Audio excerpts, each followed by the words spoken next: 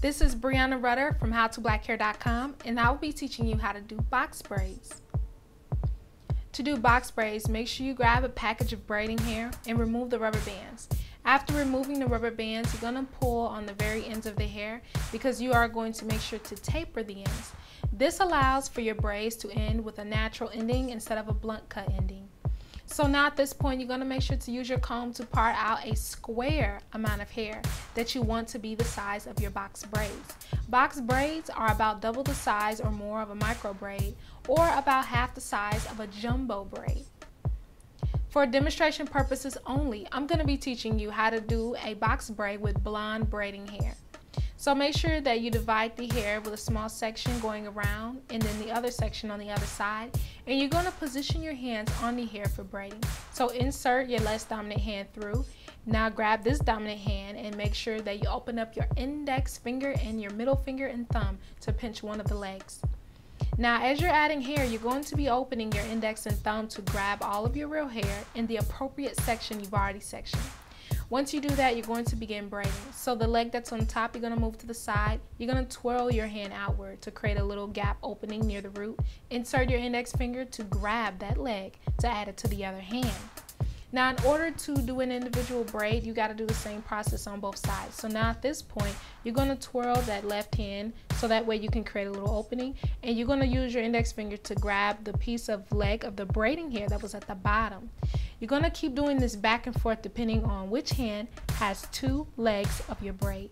Whichever hand has two legs, it has to slightly rotate to create an opening so you can hook your index finger. If you still need that extra help to get down the process of doing a box braid, I highly suggest that as you are watching this tutorial, you are practicing along the way so that you know exactly how to position your hands and how to rotate each leg of your braid so that way you can create your individual braid. Once you've braided down far enough, you should be able to move your hands to more of a comfortable position so that you can finish braiding the length of your braid. And as you're braiding, the best way to make sure that your hair does not stick out the braid is that you have to smooth it with your fingers as you're braiding. When you're done, clip off the excess hairs that stick out of your braid so that you have neat looking braids when you are finished braiding them. So now I'm going to show you with black braiding hair because my braids are going to be the color of my hair. The same technique is done, but I showed you with blonde hair so that it's a little easier to see. But realistically, you might be braiding with dark braiding hair. So in order to do this, make sure that you're following the exact same techniques you did with the blonde hair. Every time you have two legs of braid in your hand, you have to rotate your hand outward so that the other hand with the index finger can scoop up a leg. So now it's the opposite way, where your right hand has to scoop up a leg with the index finger, and you're going to keep working your way back and forth to create this braid.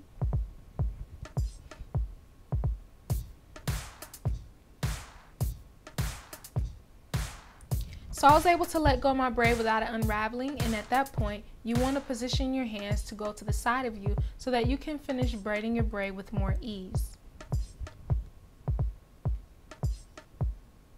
If you have a sensitive scalp, I highly suggest that you do not braid your braids extremely tight to your head because that can cause some irritation or pain. It could feel uncomfortable. So to make sure that your braids aren't causing any unnecessary tension, try not to braid them too tight. After you finish, you're going to use your scissors to trim off the excess hair that sticks out of the braiding hair, and when you're all done, you're going to do the hot water sealing to the ends. Now you're only going to lower the ends of your braids into the water to seal them. You do not have to seal the entire length of your braids, just the ends. By doing this, you're preventing your braids from unraveling, which is going to give you more longevity with your hairstyle. Now make sure with your towel that you're squeezing all the excess water out and you're using scissors to clean up any frayed, undesirable ends. Another way you can seal your braids is to use a braid sealer. This is so cool because what it does is it melts the tip of the hair to the perfect shape without you having to roll the tips with your fingers. After you finish braiding all of your braids, this is how your style will look. Box braids are such an amazing style to wear because they're just as versatile as any other individual braid style. And this is probably one of the most popular ways that many women like to wear their hair, so that way they can retain length or just have some versatility with their look.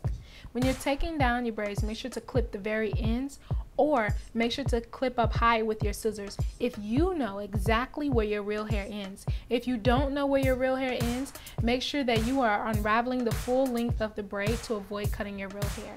Now as you near the top, be extremely gentle and careful to be sure that you're not yanking your hair. But as you can see, the hair can slide right out. So once again, I'm going to show you. Make sure you cut at the length that you believe your hair is not at, so you don't accidentally cut your hair. And then begin unraveling your braids until you can slide the hair off, or simply just take it all the way down by unraveling it. Thanks for watching the Box Braids tutorial. For updates on new hairstyling tutorials, follow me on Instagram at Breanna Rutter.